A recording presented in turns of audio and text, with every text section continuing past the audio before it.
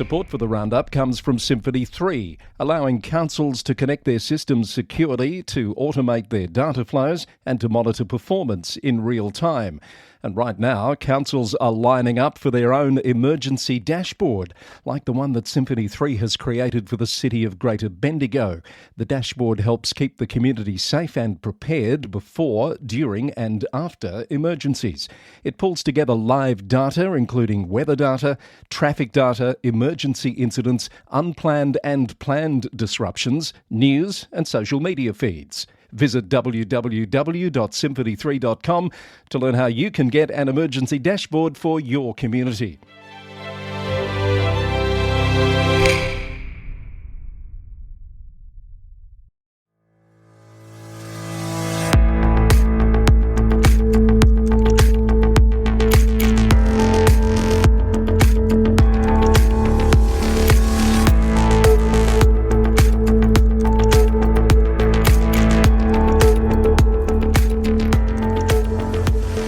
Hello, Chris Eddy here with another special edition of the Local Government News Roundup, brought to you by the Victorian Local Governance Association, the national broadcaster on all things local government, with support from Symphony 3, simple connected customer experiences, and Rath Engineering Development, smarter local government systems built from real on-the-ground experience. In this episode, we're joined by Rum Charles, a veteran consultant and trainer who's worked with over 100 councils across Australia.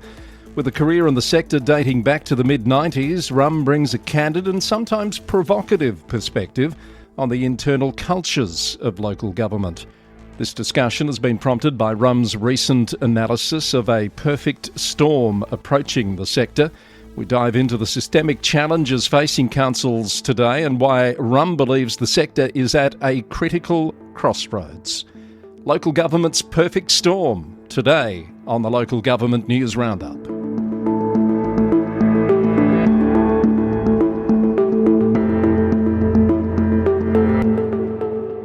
Rum Charles, good to have you on the Local Government News Roundup. Welcome. Thank you, Chris. Thank you for inviting me onto your network and onto your podcast. Good to have you here. Prompted by a recent post that you made on LinkedIn about the perfect storm approaching local government, and I want to dig into that in just a little bit, but can we start by perhaps just outlining how far back you go with local government? When did you first become involved in the sector? Came involved in the sector in the early to mid-90s.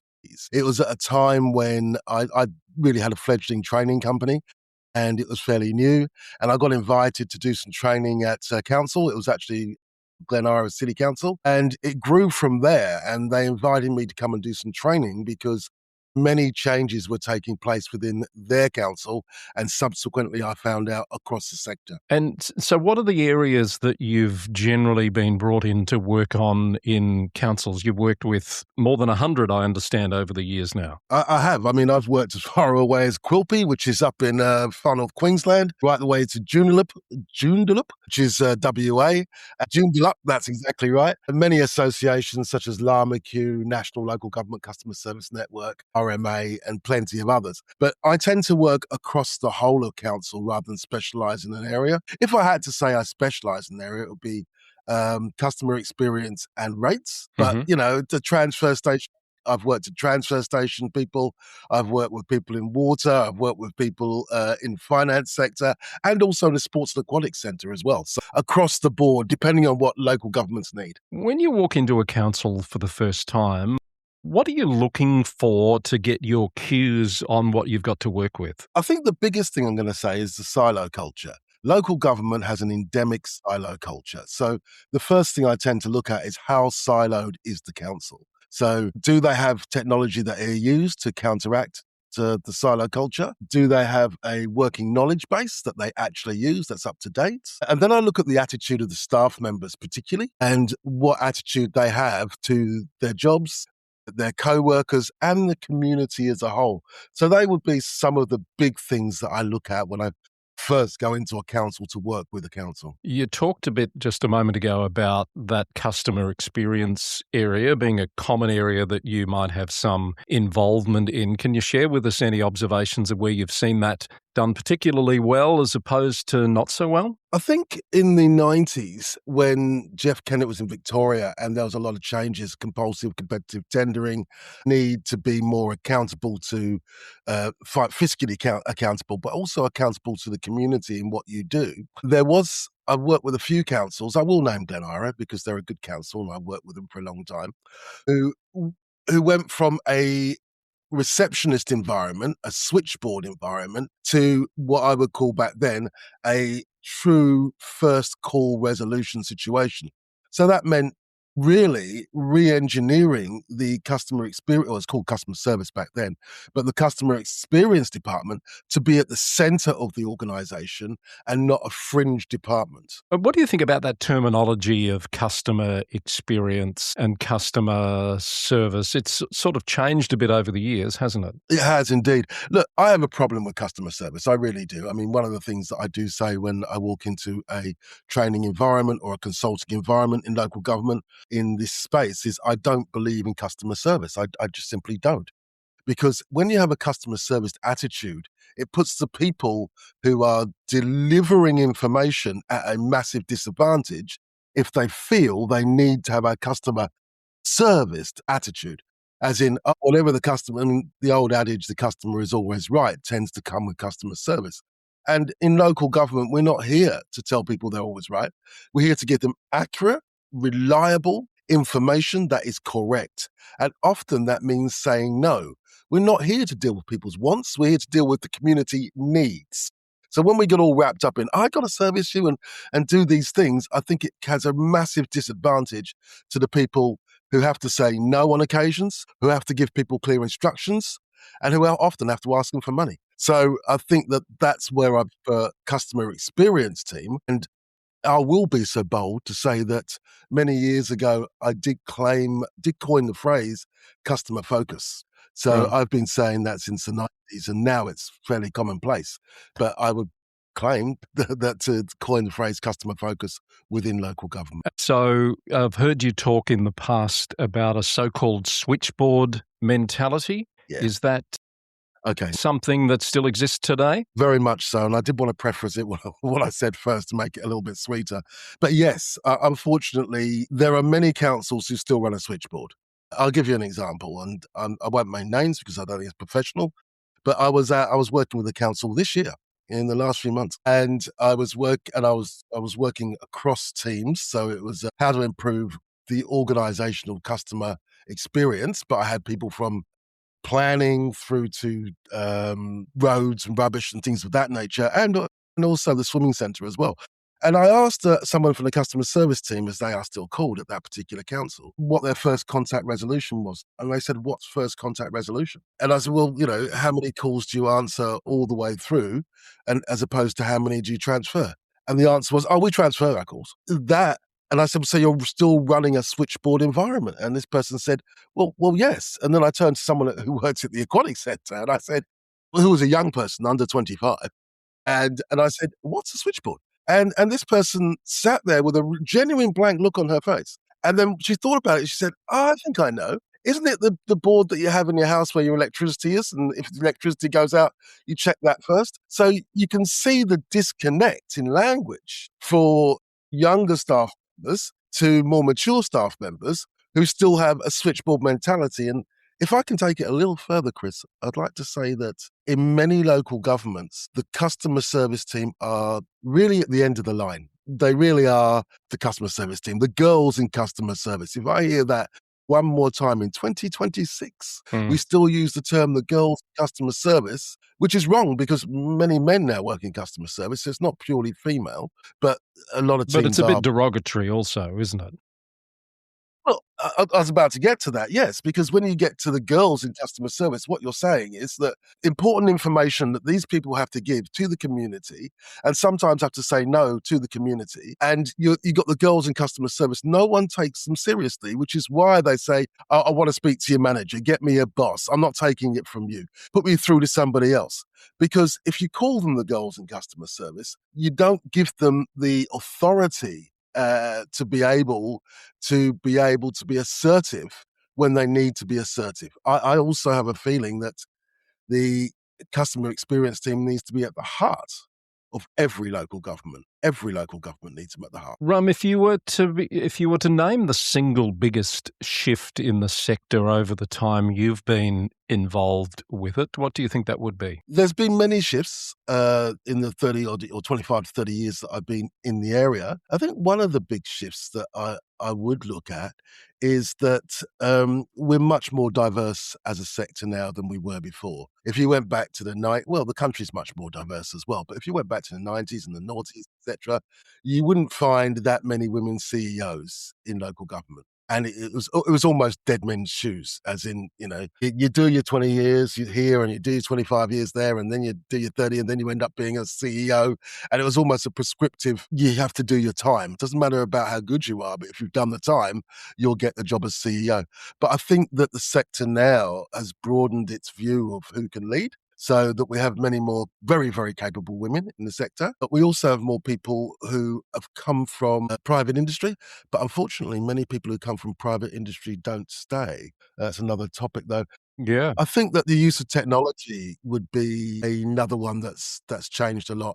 But unfortunately, many councils buy Rolls Royces and then drive them like Hyundai Excels. So let's get to this perfect storm post that you recently made. You've unpacked perhaps 4 big issues that you see on the horizon that perhaps the sector's not adequately prepared for. Would that be your position? Absolutely, yes. So if we were to take each one of those at a time, I'll give further explanation about how I feel about each one of those. Well, let's talk about the financial pressure and rates arrears. You've talked a bit about that. Yeah, okay. If we start with rates arrears, look, I live in Victoria, so I'm a little bit Victorian-centric, but this applies across the nation.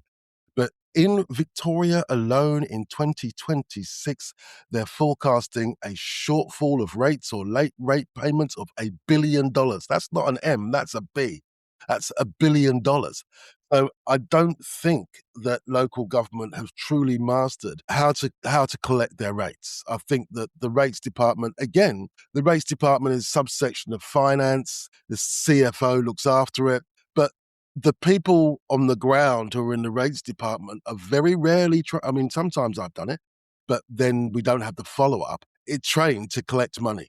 They're just not. It's rates collection is like the broccoli on every child's plate. No one wants to eat it. And if you give them half a chance, they'll feed it to the dog. And what happens here in many rates departments is that it's left to the last thing. It's like, have you chased the rates, the overdue rates? Yeah, I'll get to that tomorrow. I'll get to that. But something's always more important. So it's done in an ad hoc, sporadic way, which tells the community that if you simply say yes, or you don't pick up the phone, or you go, yeah, whatever, or you make an inquiry or a complaint, you're not going to get another call for another 3 weeks, 6 weeks, 8 weeks before someone remembers again, shouldn't we chase rates? So Therefore, there's no systematic process for overdue rates collection. And I think the people who work in the rates teams, this is not them I'm talking about as individuals, but personality types, they're not driven, they're more analytical in nature, and they're not driven to be extrovert, to be able to pick up the phone and ask someone for money. And very few councils train in that area. You're right, it's a big issue. I've sort of got to defend the sector a little bit, I feel, because some councils are doing very well in this space, and there's lots of pressures from externally, from state governments, from ombudsmans, etc., to provide a gentler sort of approach to people in hardship. That's surely you've got some sympathy for those issues. Absolutely. And I really do believe in helping people in hardship. We have a cost of living crisis right now, which means that people have less money for expenditure. We've got a budget that's coming up tonight, which is going to change things again on fiscal responsibility within the country. But it's not people on hardship. There are a section of people, if we look at it, if you don't pay your mortgage, how long is it before the bank come knocking and take away your house? It's not long. If you don't pay your car payments, you miss 3 car payments, someone's coming to take away your car. You don't pay your mobile phone bill, it's not going to work 2 weeks after the bill was due. So I think people have a different attitude to paying rates, as in, it'll keep.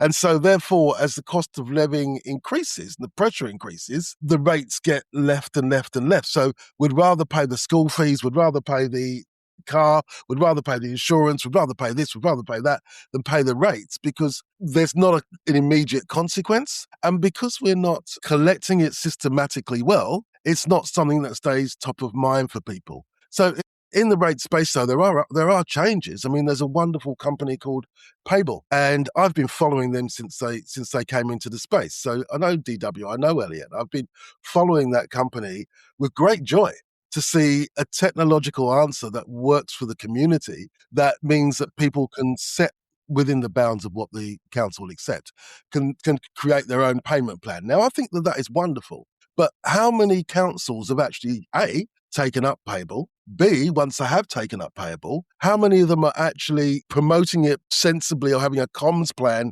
for the community to understand how to use it and the fact that it's there? And how many councils, you see, the biggest problem I find with companies like Payable, it's not Payable's problem, it's Payable got a wonderful system, but some of the councils that they have to do business with are not ready for Payable because they don't have all their ducks in a row to be able to implement. And I know that because, I talked to them and they rang me about one of my clients and said, hey, they've got Payable, but they're not doing anything with it. Yeah. And that's because of the internal delays. Yeah, so definitely agree with you. A big risk there, and just on the issue of how many councils are actually doing that and working effectively in that space. I'd say more than there were, but not enough would be the bottom line. Chris, You've talked about the ageing workforce and the pipeline as people retire, with some parts of council operations perhaps at greater risk than others. one of the largest cohorts in council is 45 to 64 years of age. And many in that cohort are over 55 years of age. Now, I'm not ageist. I'm not a young man myself, so I'm definitely not ageist.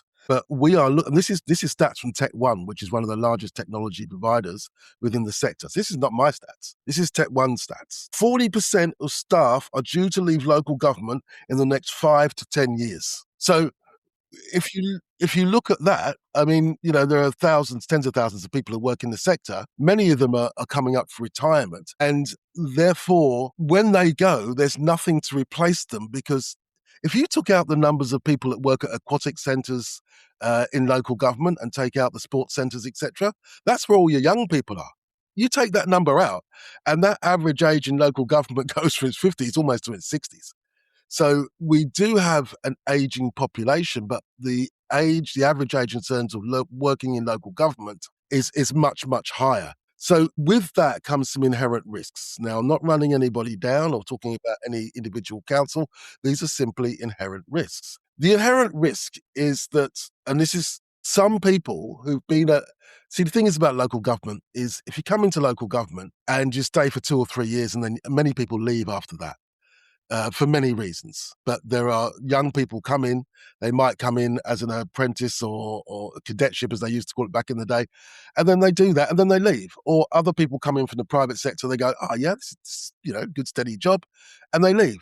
But many people who come into local government stay in local government. If we look at the amount of tenure over 15 years, over 20 years, it's huge. Which means that, unfortunately, what happens is that we get a culture whereby you got people who are sitting in the same space, doing the same thing, and they are reluctant to want to change. So you've got people who are fairly senior or have been there a long time, which means that they might not have the stripes, but they are in charge simply because of tenure, like time that they've been there. And the trouble is with that is that the culture tends to be, we don't want anything new. This is what we do. This is how we've always done it. Why should we change it? I'm not saying that's everywhere, but it's enough. It's enough of a proportion of people. So what do you want to see more of happening to deal with those risks, those aging workforce risks? I think one of the biggest problems we've got is succession planning. I mean, the amount of knowledge that walks out of a door every time someone who's been at council for 25 years and then retires or goes to do something else and they walk out the door. I would say that I'm going to be bold. The majority of local governments do not have proper systems to capture knowledge, not just when people leave, but a proper working knowledge base. Many councils claim, yeah, we've got a knowledge base, but you ask them about it, it's not up to date. Or it's not in the hands of anybody who's updating it, which means that the information can be wrong. It could be out of date. It could be old. It could be someone simply put in the wrong information. So we don't have secure knowledge bases. So when people leave, we captured all the knowledge before they go. So I think a big one is that there's knowledge that we're losing. Unfortunately, and this is an unfortunate fact, it's not everyone, but it does happen in local government, and I've been around and spoken to enough people to know there is a bit of an infantilized culture within local government, as in, staff are protected species. Do not hurt them. Do not say anything that's going to in any way challenge their thought process. Now, it's not every council, but it's enough. So therefore, you have a malaise in council at certain levels where, you kind of hit a barrier and nothing changes. I have a couple of terms, and please take these terms in how they're meant. This is not meant across everyone in the sector, but it's enough in the sector to make it a problem. The attending retired. There are people who simply turn up to work because they've been doing it, and it's like, 30 years service, 55 years of age, maximum super payout. So I'll just sit here and do this. But do I want to learn new technology? No. Do I want to change the way things are done? No. Do I want to mentor anybody? No. I just come in, do my job. That's it. Surely that's not just a local government problem, though. Other sectors must experience that. Much less so than they used to. It used to be a problem that you'd say about Telstra, about the banks, and about those big institutions. Not since they've been privatised. Not since that's happened. I mean, do you find that attitude in the bank today? Good luck to you. It's like they don't have that. If you don't perform in terms of these major institutional companies, they have processes that will eventually lead to you not being in the building anymore or not having a job. And I think in local government, we're a bit reluctant to go down that line. I'm not saying fire everybody's bad. I'm not saying that. But I'm saying that within some councils, you can have a malignant core. There doesn't have to be a lot of people. But if you've got people who've been there for 30 years and you're trying to bring in change, and they're sitting there in a room and they're looking at you with their arms folded, and you say, how do you feel about that? I go, seen it all before. Nothing ever changes. It won't change. This is the way it is. Have people like you come in here with your new technology, your new ideas, but I'm telling you, it won't change. Now, this is where many technologies that are being introduced to local government run over budget in implementation, because you run into, now here's something else I'm going to say, which is a dangerous thing to say, but I think it needs to be said. The organisational terrorist. Local government has organisational terrorists. They don't say it. You wouldn't know, they're a terrorist cell. You wouldn't know. Are not obvious. They're not obvious fighters. It's covert activity here. They'll plant an IED in the form of getting someone else to go to a meeting and challenge everything that you say. Not the person who's written everything down for the person to go and challenge, but the person who stays in the shadows and challenges all the changes. Challenges technology, challenges the reason that we need to change the language or be more proactive. Change resistance. It's a common issue in every organisation. Yes. Now it is, but I think it's particularly in local government as well. Okay, so I think that's part of it. Can we move this on? I just want to ask you about another element of your perfect storm, and that is the risk to the continuity of services, particularly in the current environment of fuel price volatility.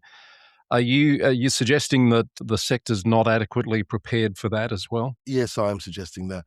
I'm suggesting that some organisations, not all, okay, some organisations and some councils haven't fully taken into account how long this is going to go on. And we haven't even seen the tip of the problems yet. It's only been going on for not even 3 months yet. So we're still we still have supply. So we're working on old chains of supply and old infantry. But there's now going to be a massive gap in infantry because the Straits of Hormuz have closed. So what was there is there. What was coming is not coming, or is going to come much slower. And in my view, I think that the situation in the Gulf is going to go on for a lot longer than people feel. And local government essentially runs on diesel. I mean, if you think of all the things it does, most of it requires diesel. And so it's not just going to be fuel that, people think oil, they think fuel. But oil is actually, if you look at your desk or you look around your home or you look anywhere and you think about what's in your home or on your desk, 80% of it's made of oil. The biro that you pick up, oil. Okay, which is there. The paper that's made to make the paper, oil. The pumps that lift to do water until you can drink a drink of water, oil. So oil is endemic through everything that we do. And I don't think that some finance professionals and executive management teams have fully understood the drain on finances and resources it's going to take to continue to give the services to the community when diesel is $3.10, Yeah. which it was just before the excise, $3.10 a litre.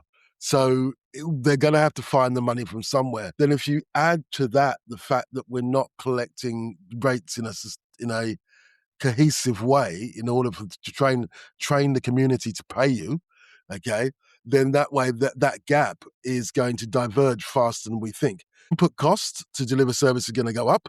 Rates collection is going to go down.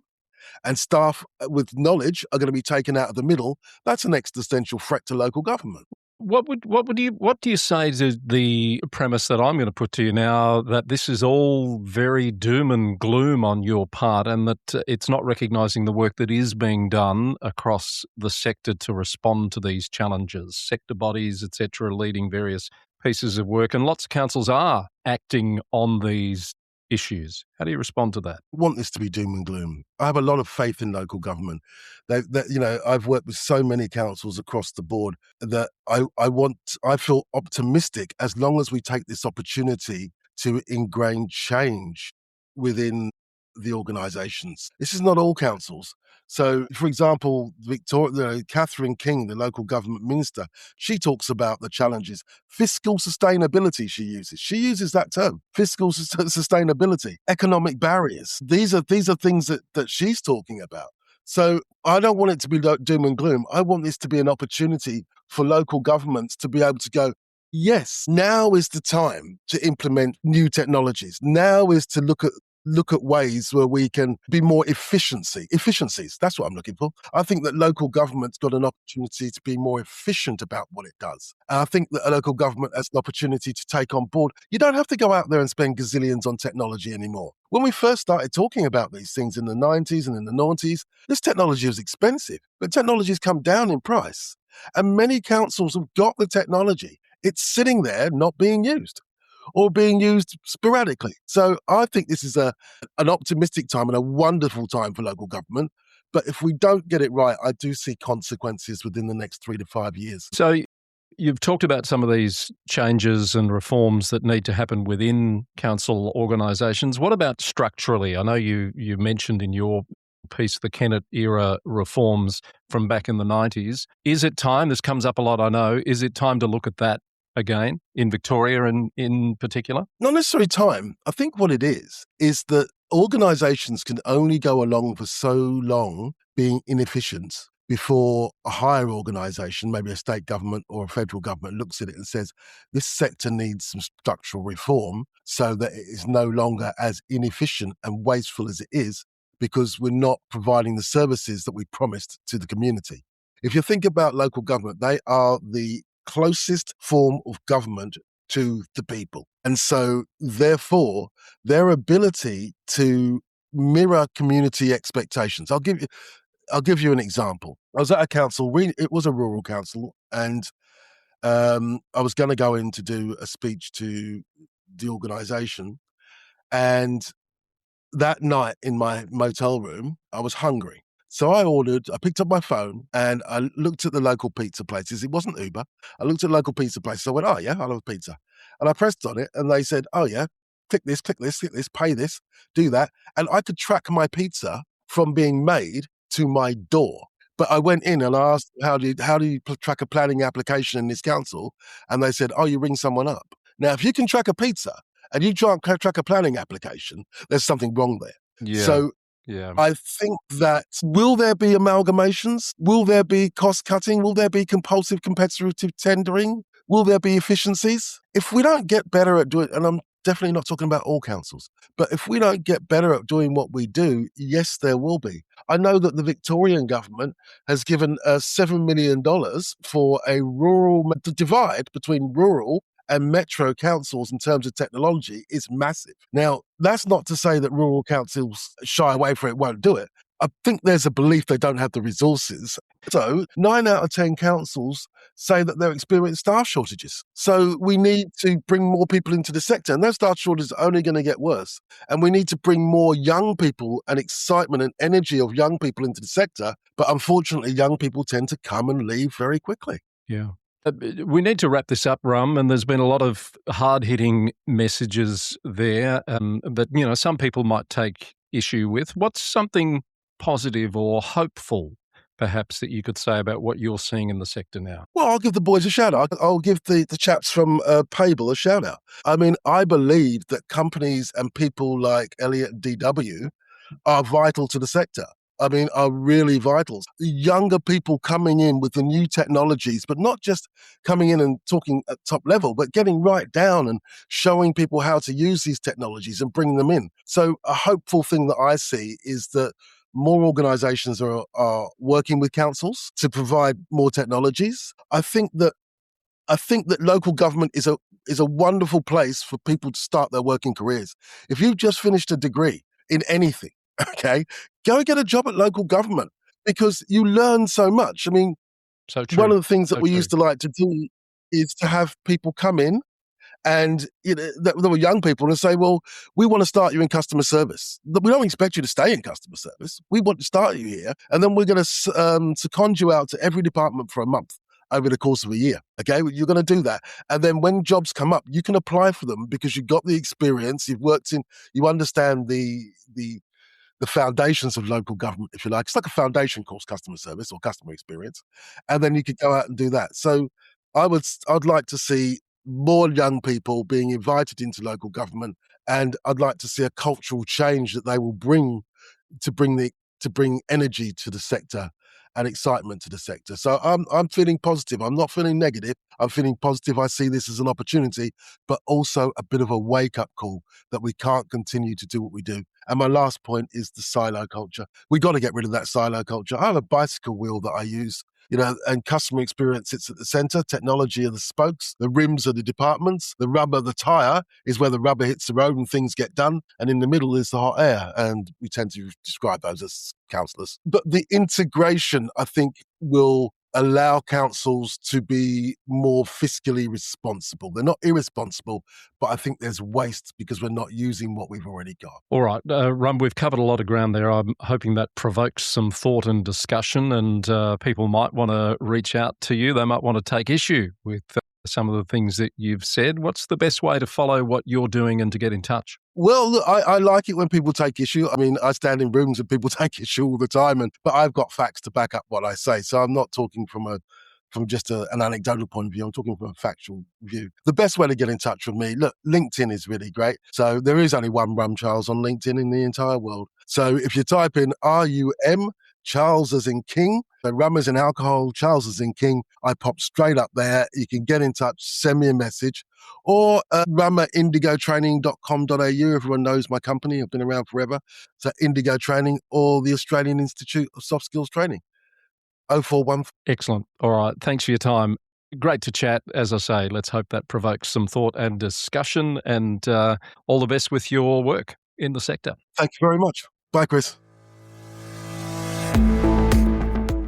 That was Rum Charles discussing the urgent need for structural and cultural reform within local government. While his perfect storm warning carries a heavy weight, his message is ultimately one of opportunity, urging councils to break down long-standing silos, to embrace available technology and revitalise their ranks by better engaging young talent. I hope you found the conversation thought-provoking and interesting. That's the last of our special editions. We return to regular episodes next week, with our thanks to our sponsors, the VLGA, Symphony 3 and Rath Engineering Development. The Local Government News Roundup is recorded in the city of Greater Geelong, Victoria, on the land of the Wadawurrung people of the Kulin Nation.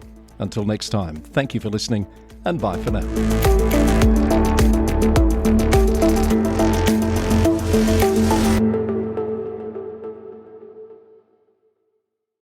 Support for the Local Government News Roundup comes from Rath Engineering Development, smarter systems for local government, like Red GMS, helping councils manage gravel pits and projects, track quality, test results, blending options and haulage, and know the true cost per tonne from day one.